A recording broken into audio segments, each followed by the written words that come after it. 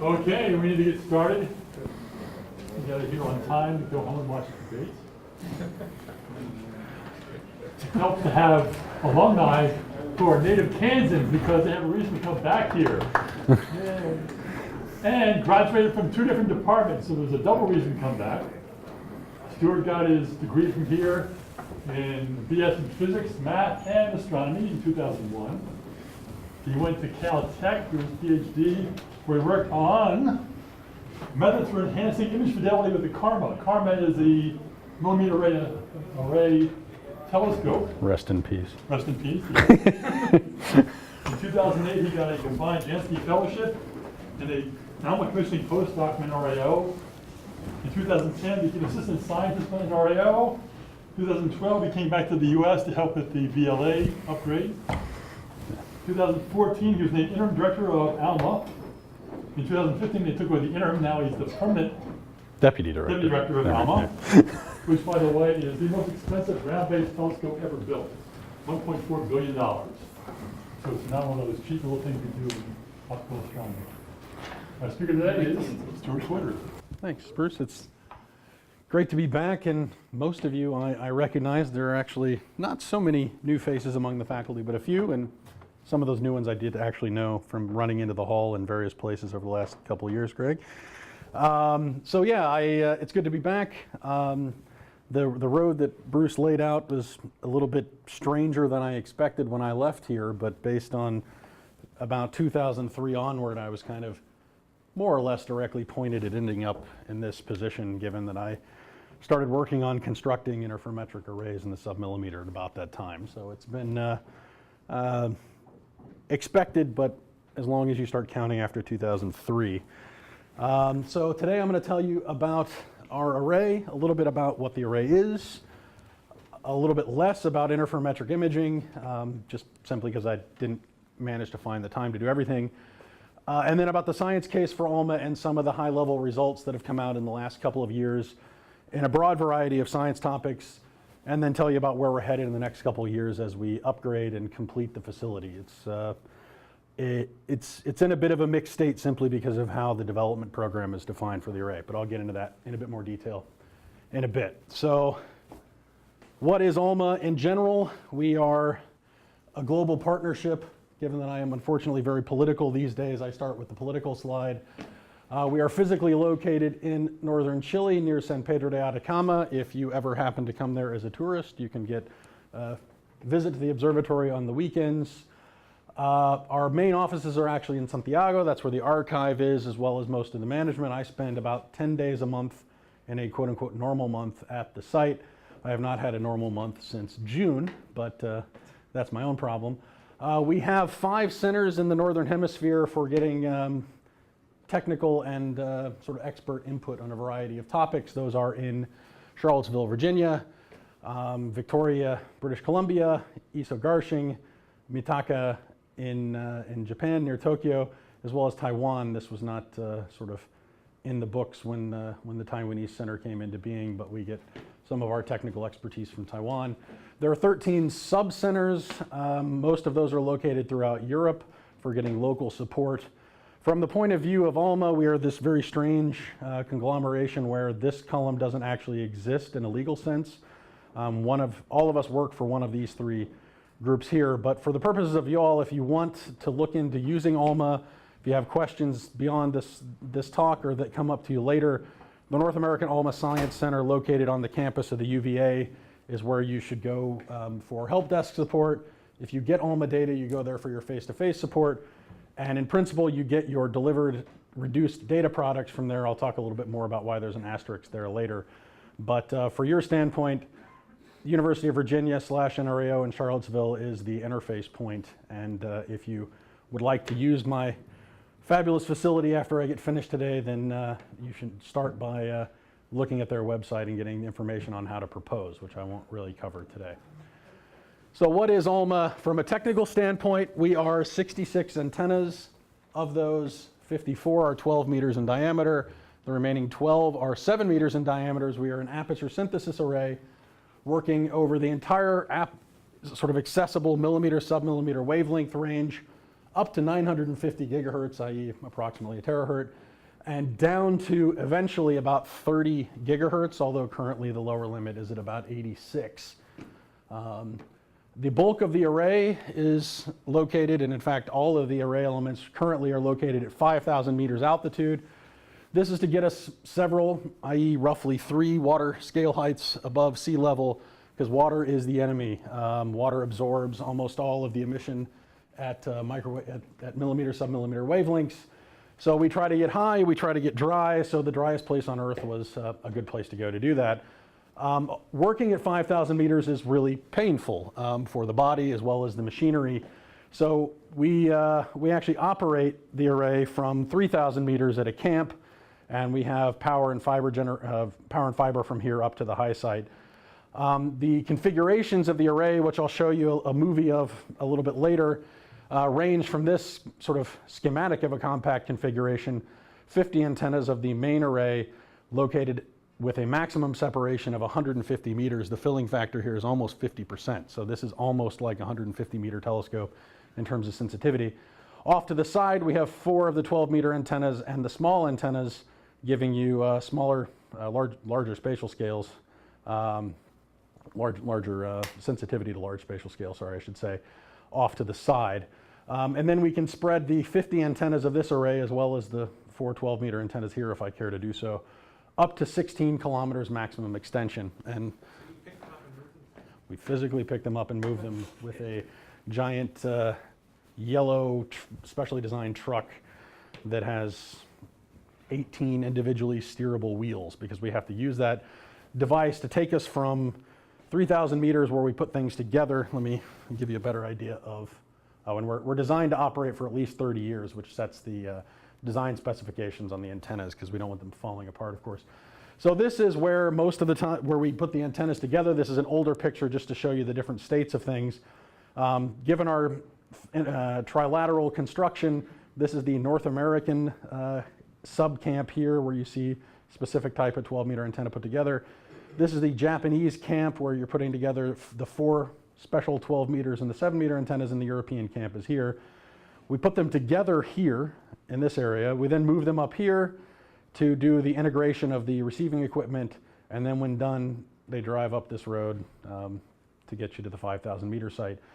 This vehicle, which you cannot see particularly well because it's parked in its service hangar here, is the giant horseshoe-shaped truck that both drives them from here to the high site, but then also places the antennas on the ground to within about a centimeter of accuracy, so that they slide into their ridges and get alignment to within a couple of millimeters to their antenna position initially.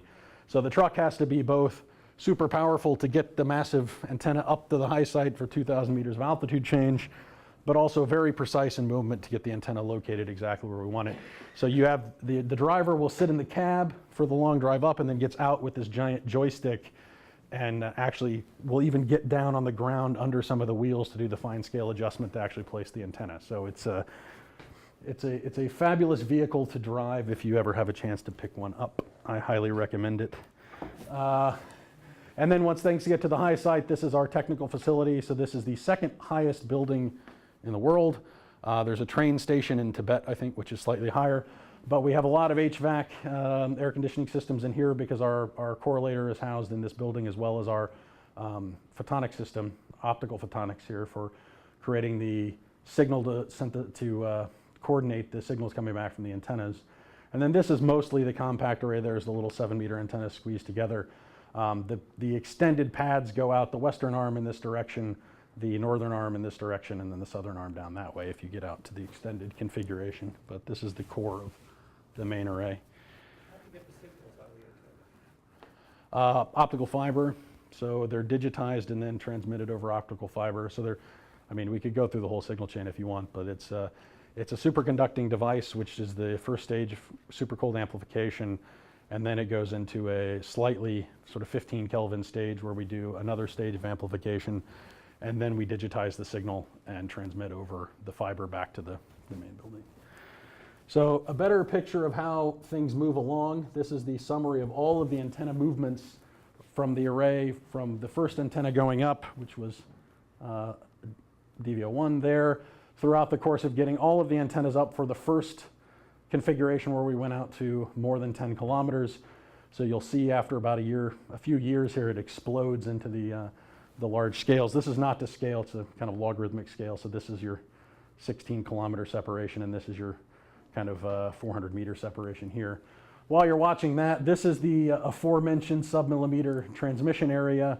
So right now we're covering from, like I said, about 85 gigahertz upwards to about 950 gigahertz, avoiding only the really deep atmospheric water absorption lines. There are some additional atmospheric O2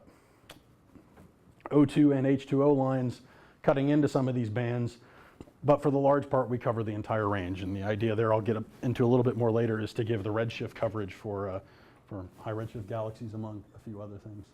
So we've now gone to the long extended configuration and coming back in to the inner array. So in terms of technical capabilities, we have full polarization. So we have two linearly polarized feeds. So you get full Stokes coverage out. The asterisk there is because my Stokes V circular pole does not work very well yet. So please don't, if you have Alma data, please ignore Stokes V. Up to 8 gigahertz of bandwidth, up to 10 meters per second spectral resolution, although this is a bit ridiculous because that's at the high frequency end, which is really hard to see. If you go down to more reasonable frequencies for this high resolution, you get a few tens of a kilometer per second resolution. We can mosaic because we have a very narrow field of view, but we don't mosaic that much. So if you have a huge area of sky you want to cover, we are not the right instrument for you. For the interest of some in the audience, our survey modes are available, but not really all that optimal yet. That's one of the things that I'm working on. But in general, we're looking at spectral line detection, dust emission, some free, and we're looking at kinematics and dynamics coming from some of the spectral lines. So summing up what is Alma at the end is how does Alma compare to previous facilities, i.e. in some cases my previously constructed facility, which is now decommissioned. Compared to the best thing before, we're about 50 times more sensitive in the continuum. We have a lever arm in frequency, which is frequency ratio, flux ratio, improvement of a factor of 10 over any previous facility, 30 times better angular resolution, better than 10 times line sensitivity, at least a factor of 2 over in spectral resolution. And the thing that determines your image quality, we have more than 12 times the next the previous facility. So what does that all give you when you go to high resolution? This is an image from Kwan et al. With my previously beloved Karma, HL Tau, a fabulous nearby circumstellar disk. The best that you could do with about 20 hours of integration time. With 6 hours of integration time on Alma, this is what we get. So improvement doesn't really need to be described. It is obvious by inspection. So what is synthesis imaging now, going into the details, but again, I'll try to go through this quickly. So we basically have a small instantaneous field of view that goes as the wavelength over the dish diameter. We have a potentially large resolution, which is the wavelength over the antenna spacings. The spectral resolution goes as the number of time lags that we can have in the correlator. So frequency domain and time domain are inversed for the interferometer. The point source sensitivity is a constant regardless of separation. The asterisk there is because the atmosphere starts to kill you more the farther out you go, so it slightly decays. The surface brightness drops off of the square of the antenna separation, so that's not good for low surface brightness objects. And it acts as a spatial filter. So if you have large scale structure that you'd like to get out of the way, you can remove it from your field by intelligently selecting your minimum baseline. So what does Alma really give you over the previous facility as a synthesis interferometer? You're basically sampling the complex portions of the Fourier transform of your image, with, roughly speaking, the phase giving you location and amplitude giving you the brightness in a Fourier sense. The samples vary with the pairwise projection of the spacing. So as the Earth rotates, you get a point that turns into a track. And of course, the more antennas you have, the better you are. So this is with 16 antennas instantaneously. For each pair, there is a dot here. This is with 50. And then if you allow Earth rotation to help you out, this is the density of sampling of the Fourier plane that you have versus the same length with only 16 antennas. So the more you fill this, the better from the point of view then from interferometer for your image quality. So to image, you correlate the inputs from the different antennas after they get digitized and sent to the main building. This is giving you the Fourier components of that image. You lag one time series relative to the other, and since in the Fourier domain time maps to frequency, you get spectra out at the end. And you can then, post-calibration, grid this up in the Fourier plane and do an FFT back, and you end up with a cube, well resolved in space and in frequency. So it's a perfect world, right? Well, not exactly. The sampling of the Fourier plane is still incomplete, even if you have really nice coverage like this. This is an input initial image in terms of what the performance is as a function of the sampling of the plane. Obviously, you're doing much better here. You still have a bit of a hazy background, and that's because we have this central point that we're missing, which is coming from the flux on the size scale of the entire map. So that's a problem. We also have gaps that lead to some aliasing. So if you have a lot of flux on large scales and you cut the interferometer coverage off well below where the size of that emission is, you end up with ringing across your image, which sort of confuses looking for any type of filamentary structure. So you have to watch out for that as well. So how does ALMA deal with this to make it a little bit better? Again, large number of antennas, better sampling. We have the small array of 7-meter antennas that gives you even larger scale structures. And then finally, we have total power antennas, which are actually mapping the whole region in total flux. So you actually do recover the smallest spacings in that way. And then of course, we can reconfigure out to 15, 16 kilometers to get high resolution. Still not perfect. We still have a surface brightness drop off when we get to high sensitivity. I have a finite number of antennas. There's nothing I can do about this. The field of view is still small. We've thought about focal plane arrays, but this gets very expensive very quickly. And then I can't move out to infinitely long baselines at infinitely high frequency because atmospheric turbulence, especially in the water, drive phase decorrelation of the input signal. So the antennas end up getting decorrelated flux, and if they're not correlated at the input, nothing is going to come out of the output for the correlation function. So that was synthesis imaging real fast because I don't have that much time. Wanted to focus mostly on the science case and the science results. So a little bit of background here. Mostly what we're looking at is rotational vibrational transition of molecules, typically cold molecules. They can be simple or complex. We have CO, HD. Of course, most of the gas is in H2, but as many of you in the room will recall with ease, there's no dipole moment in H2, the H2 molecule, so it does not have an allowed transition in the J equals delta 1 state. So it wants me to rejoin the Wi-Fi network, so let's.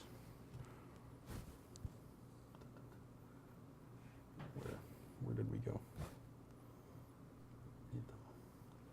Okay, so the best thing we can do to search for hydrogen directly is to either use a proxy for it, which is often CO, although there are issues with that, or in very dense environments actually look for deuterated H2. But you need very dense environments to really pick up much of that. Methanol, ethanol, formaldehyde, just to mention a few, lots of complex and simple molecules. CS is another big one depending on environment. So we can pick up a lot of molecular tracers. And also the continuum emission, usually from dust that's emitting at warm to cold wavelengths, so terrestrial temperatures down to sort of 10 or 20 K at the low end. So we're really looking at molecular gas and dust. And I've had to add this recently as a caveat because we are starting to do observations of the sun. So you can obviously get the Rayleigh-Jean's tail of hotter bodies as well. So, yay, cold gas, cold dust. Sounds like a party, right? But when you think about it, galaxies collapse from cold material, and so do stars, so do planets. And we are generally made out of the stuff that is coming from the death of massive stars and their cool outer envelopes from nuclear processed material inward. So maybe I do actually care about cold gas and dust. So it's not quite the joke that it sometimes is given out to be. And so from this, you can really see that we look at the birth of things. So that's what the telescope, that's how we sold the telescope, and that's really what we're starting to do. So the level 1 science goals for the array, this was at sort of conception in the late 90s. We want to detect Milky Way galaxies relatively quickly, where quickly is 24 hours or less at z equals 3. We want to look at gas and dust around protoplanetary disks to look at the signatures of planetary formation, as well as looking at the chemical and magnetic field structures, and also provide sort of super high accuracy imaging, in this case meaning fidelities of factor 1,000 or more. We're working on all this, of course, but we're not quite there yet.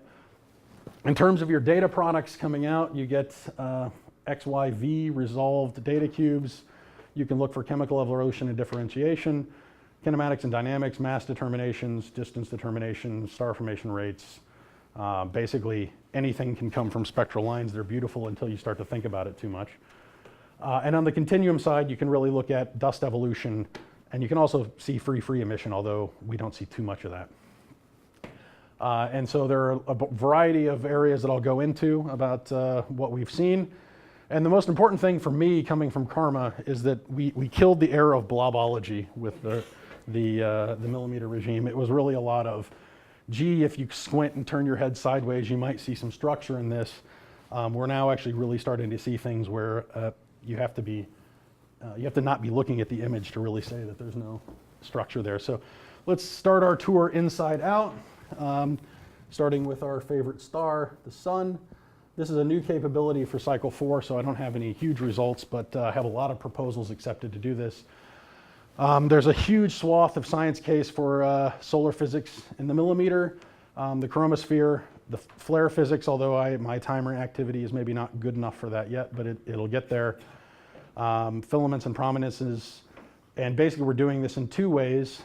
This is a sunspot, obviously imaged in the millimeter with 150 pointings with the array, using all from the single dishes up to about a 300 meter configuration to image that sunspot. And below was a single dish map in 1.3 millimeter emission as a function of time. So you see the rotation of the sun. So we can actually sample fast enough with the single dish to actually combine and not have things move through the field of view too rapidly to correct for. So there's a great review if you're further interested in this recently in Space Science Review on what all of the different aspects of this are. So I'll leave you to look at that if you want to know more detail. Moving a little bit farther out, just in terms of general results from the solar system, comet chemical differentiation. So here we have comet ISON. Here you see it in the hydrogen cyanide. The blue is the continuum, so the dust emission from the comet. So clearly the hydrogen cyanide is originating on the comet. It is an unprocessed chemical element here. Now looking in HNC and in formaldehyde, you see that there is a lot of different structure in terms of how the molecule is appearing relative to the continuum. So these two are actually products of further processing in the coma. So you can start to take a look at how molecules delivered from comets would be evolving as the comet orbits the sun. Another really interesting thing is weather predictions for Mars. So of course we aren't doing too much with Mars now because we've sent probes there that'll do much better than we do. But this is a prediction of a dust storm in terms of temperature response on the surface of Mars, just from meteorological models.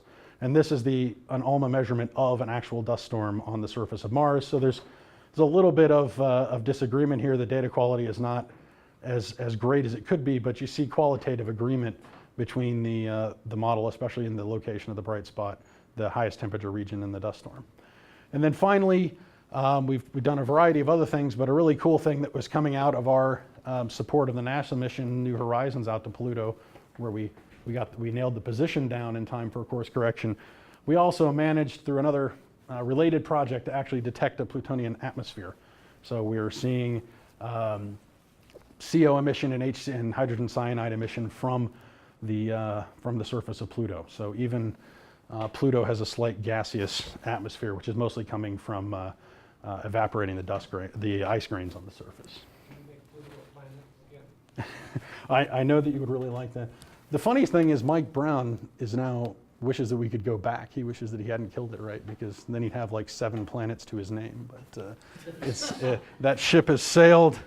And next time I see Mike, I will give him hell about that. But Unlikely, but still it is providing useful science in terms of KBO studies, and really seeing molecular emission from something in that environment is really exciting in terms of understanding how the volatiles evolve in the outer solar system. All right, the big thing for me, this is more the next two areas are more my area of interest.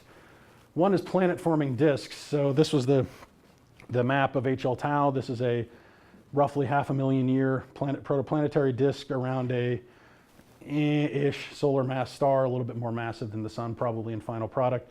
This is a highly embedded object, so there's a lot of junk going on around here, but the interferometer gets rid of it. Now, previously to any of these studies, the thought was that most of these disks were going to look nice and smooth and have a constant radial profile looking something like a power law.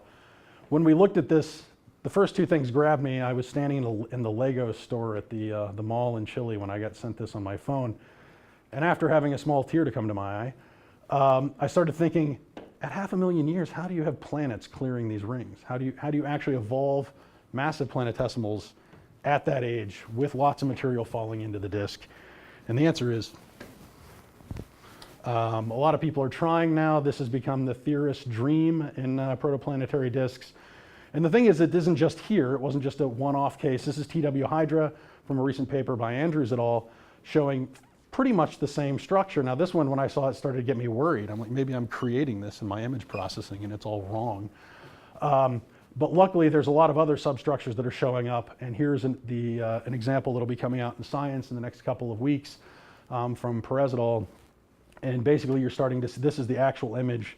But to see the spiral arms coming out in more detail, she filtered out the large-scale structure. And you see a very nice trailing spiral pattern, which is highly suggestive of an actual massive planet sitting in here and exciting spiral arms throughout the rest of the disk. 500,000 years referred to.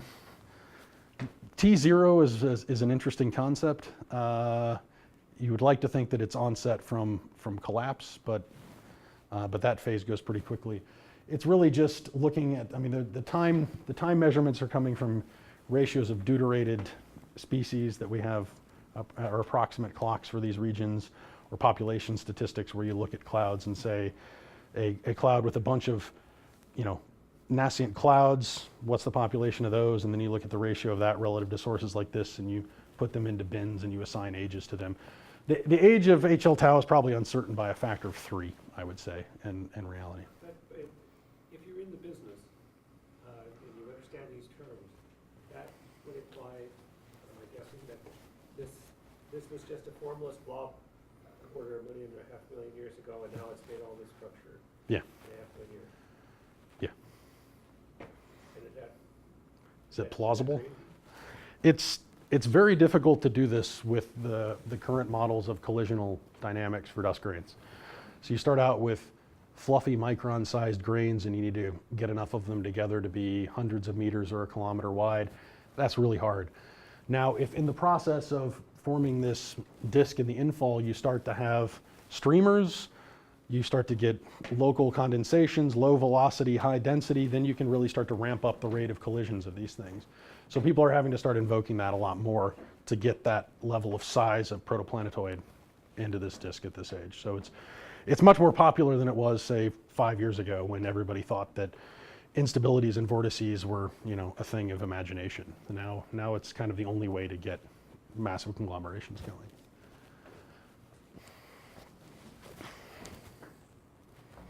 All right, in terms of chemistry, I was sort of a holdout for astrochemistry being mostly an annoyance rather than anything interesting and fun. But it turns out that chemical differentiation and processing is really important to actually understanding your dynamical structure from gas. So we used to pretend that CO, carbon monoxide, was just a beautiful ubiquitous tracer of H2.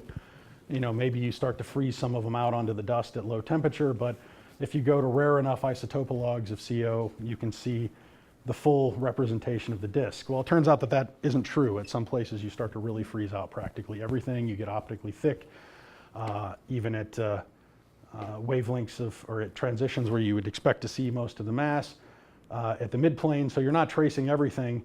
And in addition, you start picking up all sorts of really interesting stuff in terms of processing. So we've got some ethylene oxide, we've got propanol, acetone, sort of your molecular forms here. And in terms of the spectra, this is a survey by Jorgensen et al., really scanning over a specific protostar, IRS 16293, for those who want to know the phone number. He sees about 1 line per 3 kilometers a second here. And many of these lines are understood. About 75% of them we think we're pretty sure what they're coming from.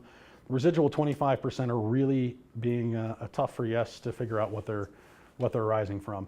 This in general right now is giving rise to a really cool set of collaborations between laboratory chemists. So we're starting to have sort of low pressure, very low temperature chemical experiments to inject various known molecules in and get their actual measured spectra out.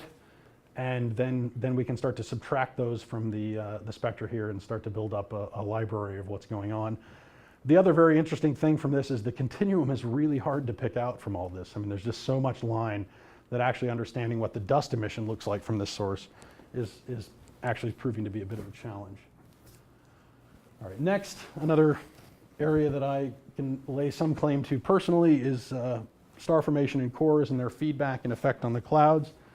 So this is HH4647. It's forming in the tip of a dense column of gas, and you have accretion probably onto the protostar, which is located here, coming through a disk, and then some of the material is ejected in an outflow. The outflow mechanism is not particularly well understood, but you see that the filament width is from here to here at the sort of tip of this cloud. And there's a lot of momentum and energy being injected back into the cloud. Now you can argue that that should aid star formation in some ways and it should help quench it in other ways.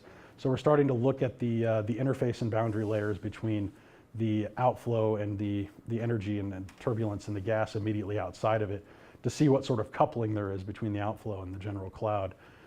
And also something that's coming out of these outflow studies is outburst accretion from protostars.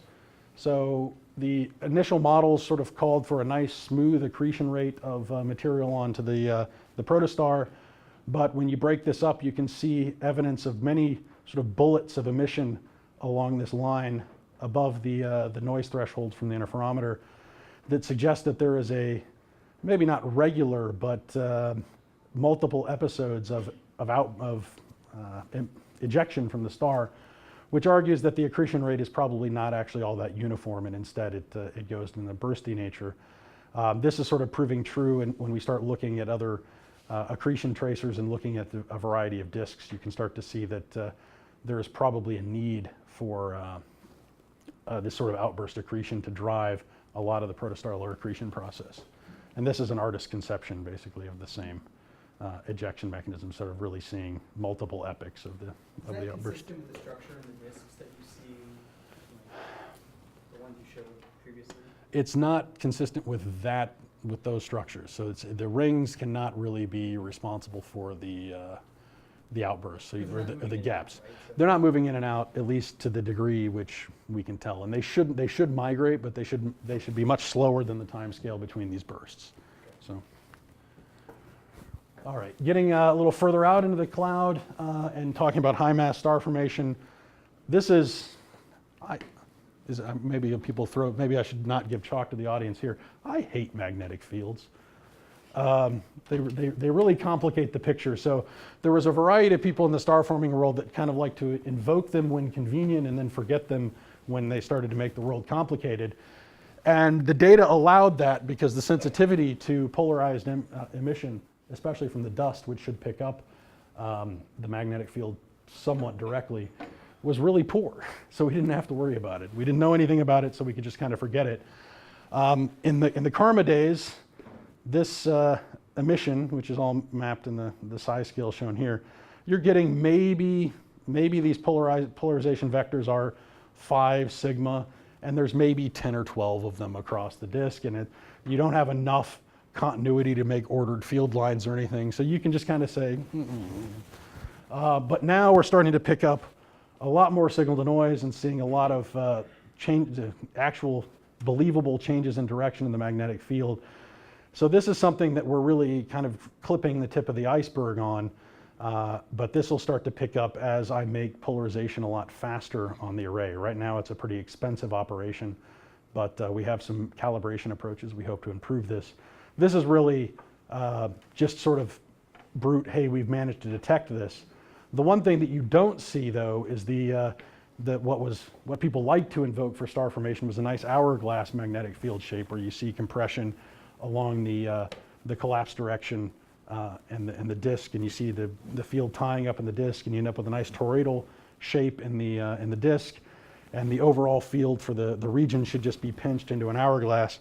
This is a star forming core. We don't see anything like that, really. There's not a clear hourglass shape here coming into play. Especially in this direction, you actually see some of the field vector going horizontally across the image. So this is hard to make any conclusion out of now, simply because this is very new coming off the array at this level of significance. So this is something to stay tuned for soon. And above we see a massive star forming core, which has really complicated spectra, 6 different massive protostars forming, some with deep absorption features, some without, but generally speaking, a nice diverse chemical population within the massive star forming cloud. And if you look at the dynamics of the sources going through, you start to see some evidence for the fragmentation of the inner core as opposed to competitive accretion, but that's still kind of jury out. But really complex chemical structure coming out of very young high mass protostars. So there's a lot of molecular processing happening early. Evolved stars, now getting away from things that I work on, pretend to work on a regular basis. So carbon stars and AGB stars, so these are post-main sequence stars. Here we have a binary of a binary that's still in the main sequence and a primary that's off, emitting nice shells, and we see the effect of the binary on the emitted shell. And if you look at this, you start to see a lot of processing of the dust grains. When you look at different wavelengths, you can actually effectively measure the size of the dust. And if you get a spectral index on this, which I cannot show you yet, you start to see some evolution in the dust as you go out in ring. So it's a nice example of how dust grains are formed in these post-main sequence stars and how it evolves as it cools. In addition, just another similar type of detached envelope where you have some evolution. This is actually molecular gas emission from HCN, and here is the spectra. So we have, again, can do a synthesis of all of the complex molecular species coming out of these clouds. These are the kind of things that give you most of your carbon and nitrogen and oxygen in the universe. So how the molecular environment is after formation here is actually fairly important to determine what fraction goes into which molecules, because the later chemical chains have implications on sort of prebiotics. All right, nearby galaxies, again, getting now further away and less in the everyday for me. One of the main things that we're working on is down here, this is NGC 253. We're starting to see a lot of interesting molecular outflows from galaxies now, which was not something that was really seen extensively before, at least molecular outflows. And we're also starting to see a very nice rich chemical spectrum coming out of galaxies. I mean, before you were sort of lucky to see HCN, HCO+, and CO, maybe a little bit of CS. Now you're seeing cyclical carbons, you're seeing much more evolved like CHSH. I mean, just really sort of much rarer molecules coming out of these galaxies. So I don't want to be on the Wi-Fi.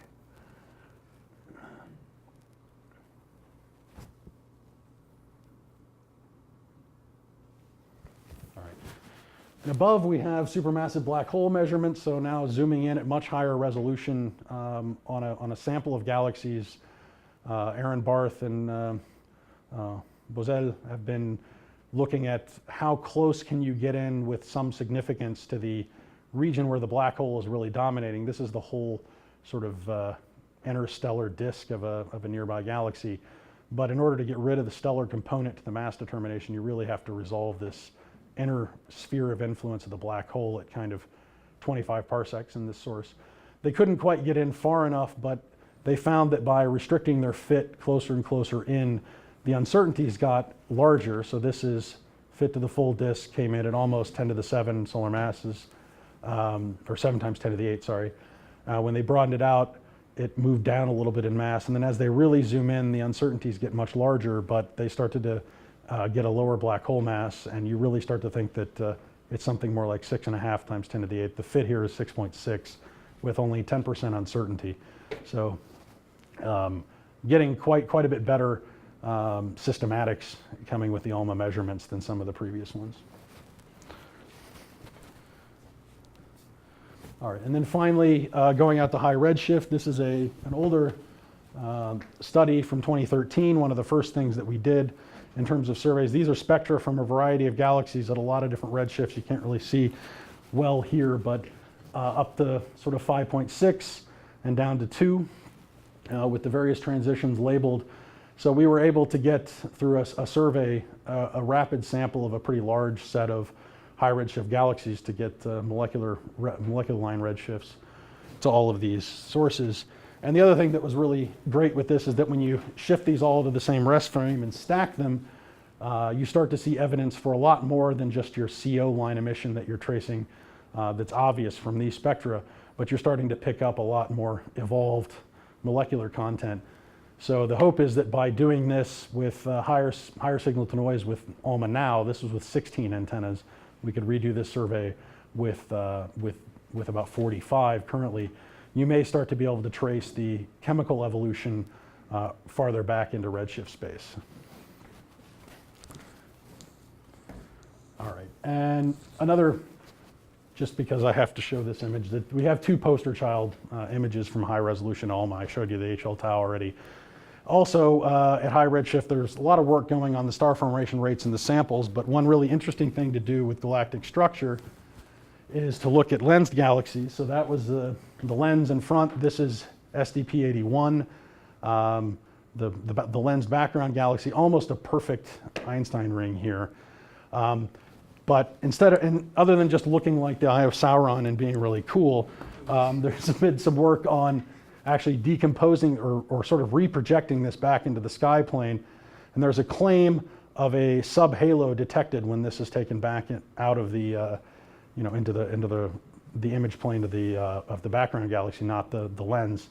So there's a claim that this subhalo is significant. I am not a specialist in this field. I am somewhat skeptical, but that skepticism may come from my ignorance rather than the lack of validity of the result. So I won't comment further on that.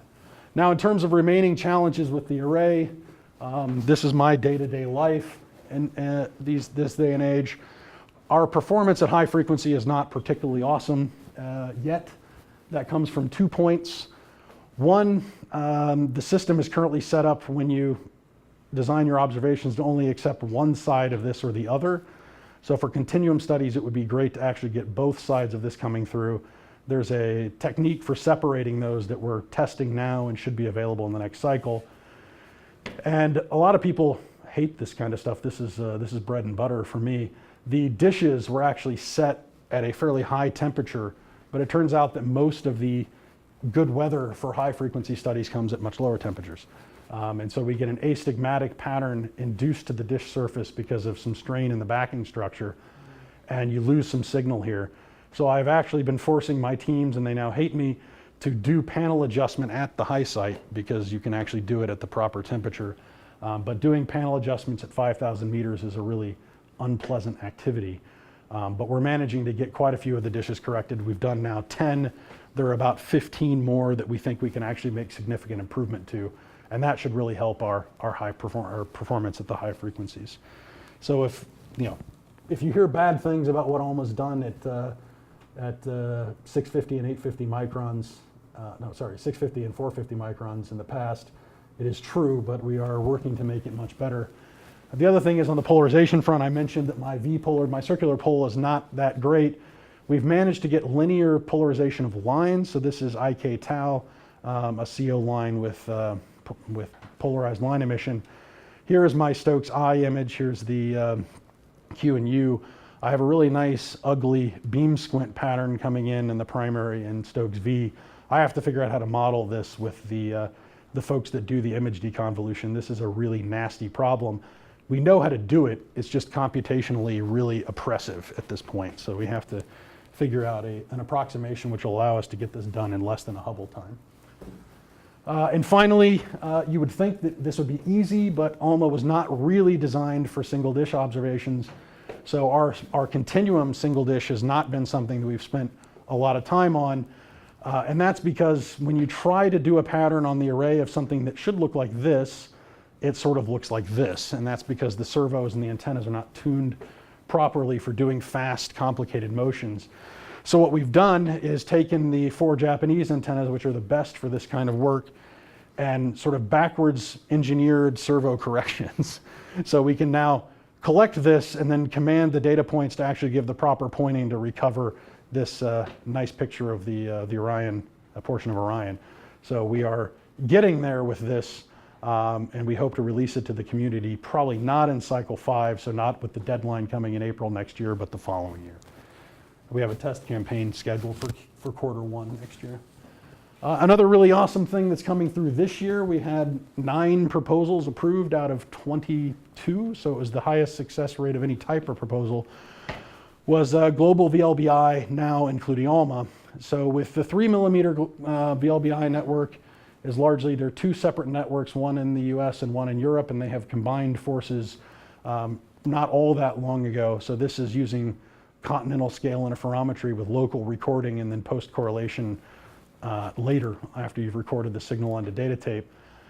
Including ALMA in this will give a nice significant high sensitivity north-south baseline, which has been missing for most of the imaging projects here.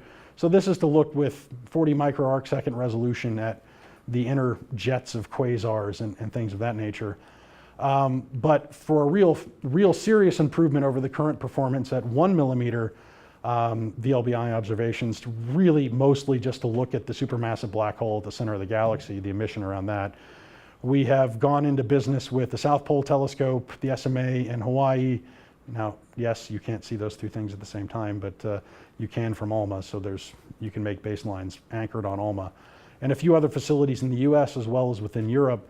And the idea here is that we will do the same technique, but at 1 millimeter, and actually be able to image the emission around the event horizon of the supermassive black hole in the Milky Way, and test a lot of, potentially test a lot of general relativistic physics if it works out well.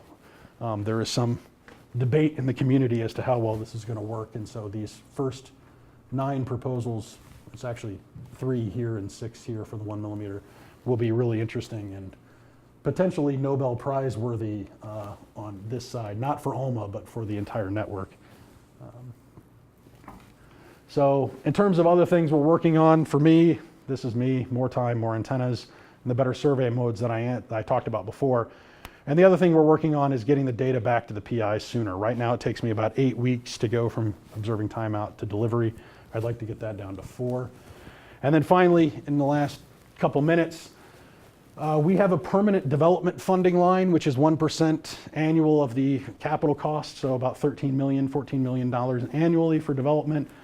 What we focused on originally is rescoping the telescope to the initial design, so including some additional bands. So this is getting down to 30 gigahertz and covering some of the gaps that we had from the previous hope of covering the whole band, the whole submillimeter band.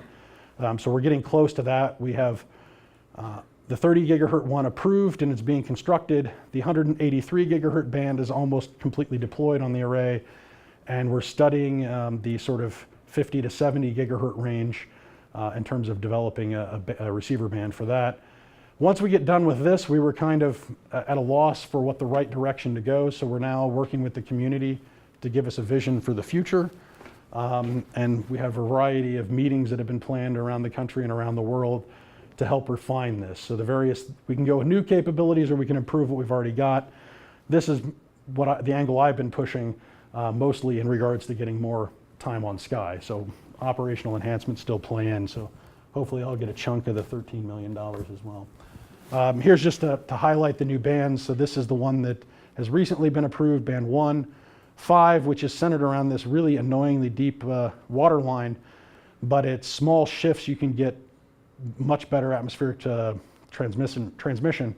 So this will be where a lot of galactic water science is done. So when you're starting to look for the evolution of water in the galaxy, this is going to be a real workhorse band, just trying to play off of the Doppler shift of those sources. And then band 2 is here.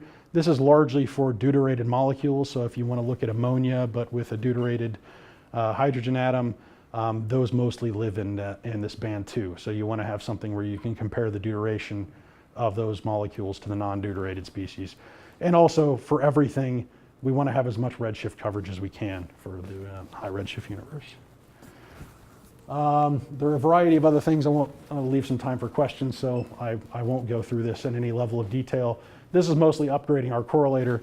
So more spectral resolution, more bandwidth, as well as improved single dish function. So these two are studies, so we haven't really approved these for construction yet, but they're in line. This is actually being built basically to get us around the fact that a full correlator is not a good way to do single dish astronomy. In fact, you just want to do autocorrelations instead of crosses. So it's a way to improve our single dish performance. And then there are a variety of upgrade plans for the receivers, especially at band 6, where we hope to double the bandwidth of the receiver and therefore increase the sensitivity, continuum sensitivity by √2. And there's a lot of technology that's really been coming up that's really going to aid both these and the correlator improvements. So a lot of the stuff was designed in the early 2000s, and there have been massive improvements since then. And then finally, we have some usability improvements, so things that will help you extract your spectra or understand what spectral lines are contributing to your maps after you're delivered your data. So there are a variety of studies going on and even projects under development in North America and Europe to help with this. So line identification as well as spectral line libraries. And given I've only got a few minutes left, I'll leave you with the menagerie of beautiful images out of the array so far and take any questions.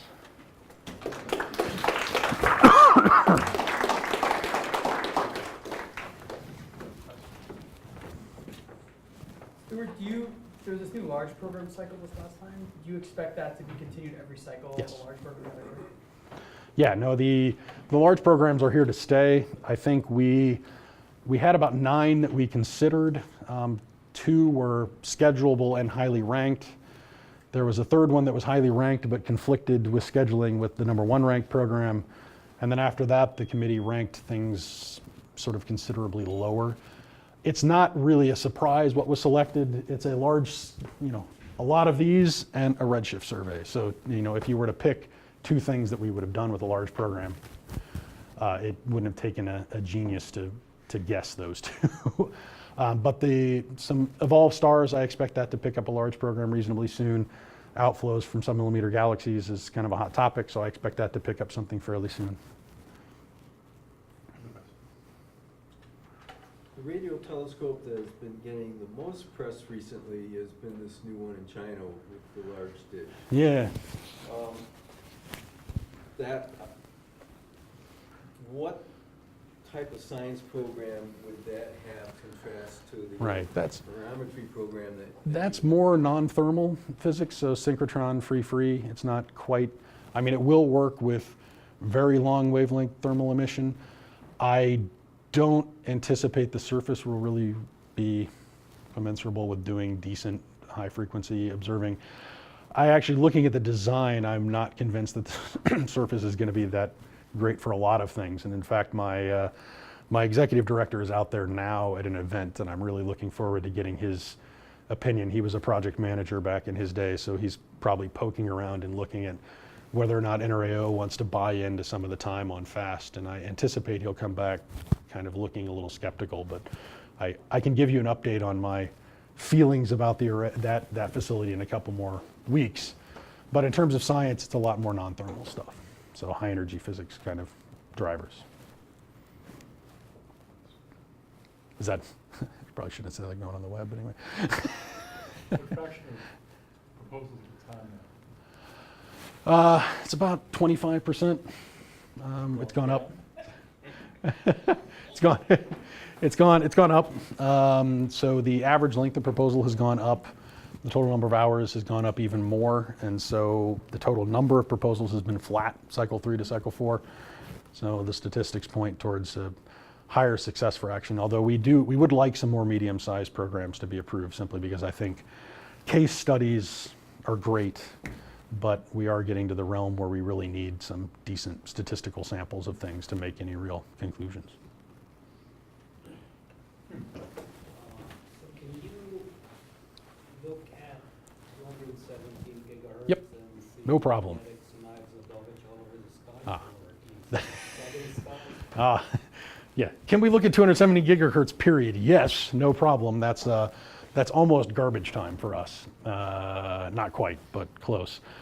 Looking at kinetics and Dulwich, that will be tougher, simply because we're filtering out a lot of scales. So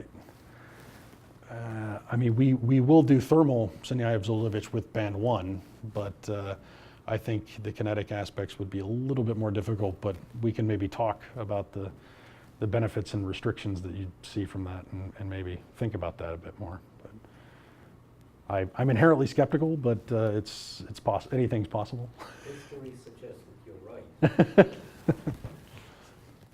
No, but 217 is very close to C18O, so it's one of our main tunings. The capability of the array is not the question for technically, it's just whether or not the filtering and the signal size is consistent with our calibration accuracies. That's really the question. Thank you, Mr.